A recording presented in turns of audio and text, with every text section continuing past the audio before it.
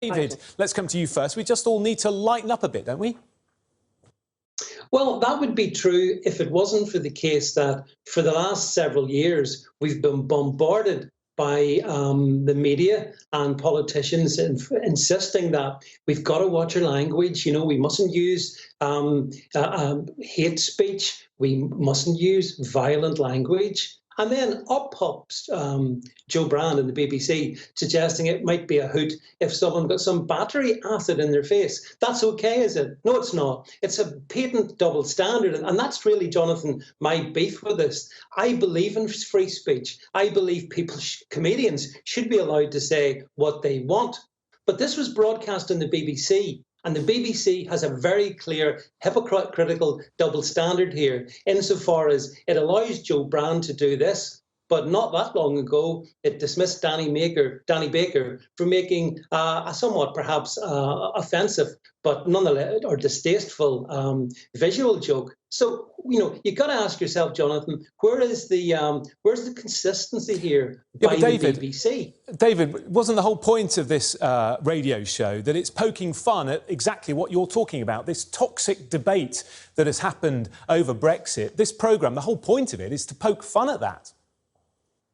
Well, the thing is that the BBC in particular is very keen to lecture people from other political perspectives. And you know, when it comes to be one of their own, and let's face it, Joe Brand has been on the BBC for a very long time, then it seems to have a double standard. And another quick point, if I may say, it was Joe Brand who, in some years gone past, got Carol Thatcher sacked from a BBC programme over a comment that she heard Carol Thatcher say. So, you know, if it's all about free speech, then Joe Brand is an absolute hypocrite, and we shouldn't make excuses for her. And Nigel Farage is absolutely right to demand that she be investigated for incitement, because that's frankly what it is.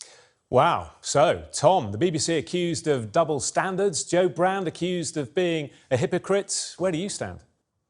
I find it extraordinary in this day and age that we're debating this, right? There are two things you need to look at: context and intent. That was the first time I'd actually heard the clip, and the context is there plain as day, because you can hear people laughing at it, right? It is a comedian telling a joke on a comedy programme. So that's the context. It is clearly a joke within that context. Intent. Do we honestly think that Joe Brand wants us to throw acid on politicians' faces? If you actually believe that, you are willfully, in my opinion, misunderstanding what a joke is. I think the intent there was to have a laugh. Comedians' jobs.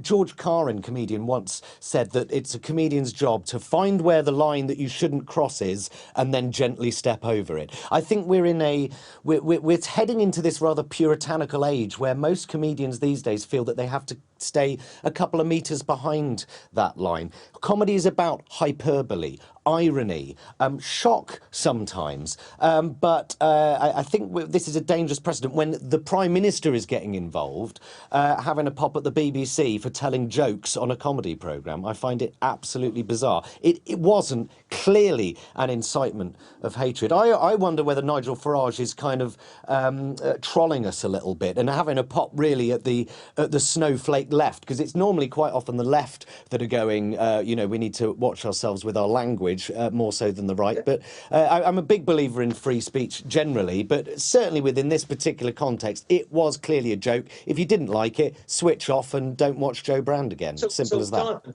David, come back in. If I can just ask Tom a question. Tom, tell me this. If somebody had battery acid thrown in their face today, would that be funny? No, it wouldn't be funny. Of course it wouldn't be funny, because that would be someone causing physical harm. It wouldn't be the same as someone telling a joke. If someone threw battery acid in someone's face because they heard that joke on Radio 4, I presume, then that person has clear mental health issues and is unable to understand the context and intent of a joke. Joe Brand would not be culpable at all if someone went out today and started throwing acid at people. That person is the criminal. That person is responsible for their actions, not Joe Brand.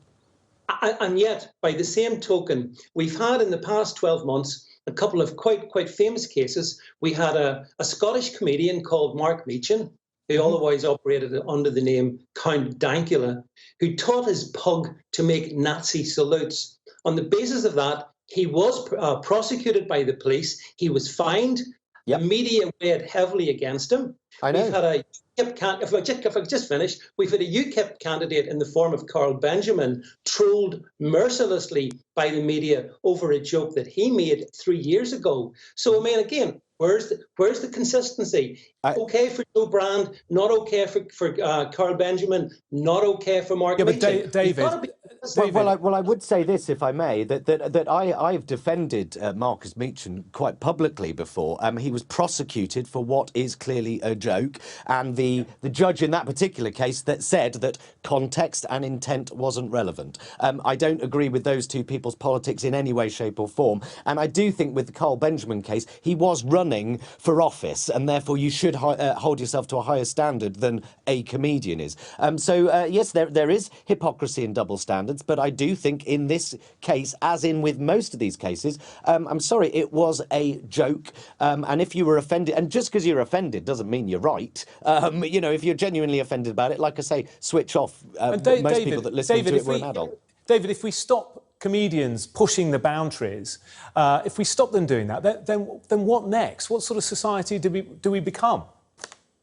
Well, we become a humourless, drab society, Jonathan. And in that regard, I would agree with Tom. My beef in this one, if you like, it is in particular regard with the BBC. The BBC that doesn't think it's appropriate, for example, to play reruns of It Ain't Half Hot Mum from the 1980s. No, that's not suitable for the BBC.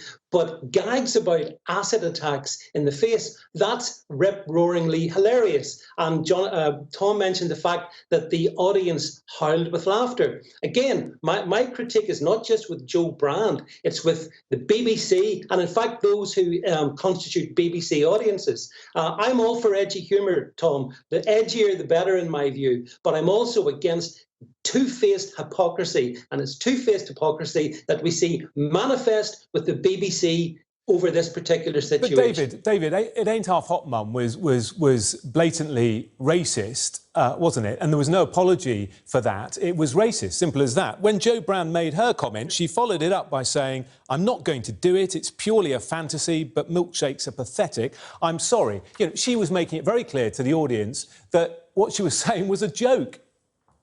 What's pathetic, Tom, is you choosing to pass judgment on something that millions of people during the 1980s found extremely hilarious. And I'm sure the laughter was even greater than Joe Brand's acid in your face joke. So I do think there is, if I may... Jump in, Tom, jump in. You know, I think attitudes do change, and sometimes they change too quickly for everyone to keep up. And what was acceptable 10, 20 years ago is different to what was acceptable today. And you know, things are changing, and some call it progress, some don't. But yes, I mean, it would be difficult to get away with showing Ain't Half Hot Mum without quite a few trigger warnings all over it. But I think, you know, humour, things like that above. Sorry, go on. But there actually lies maybe an area of commonality we have. I don't know. We've become a weak society because people are being actually trained to trigger and to go and hide because they're exposed to something they don't like.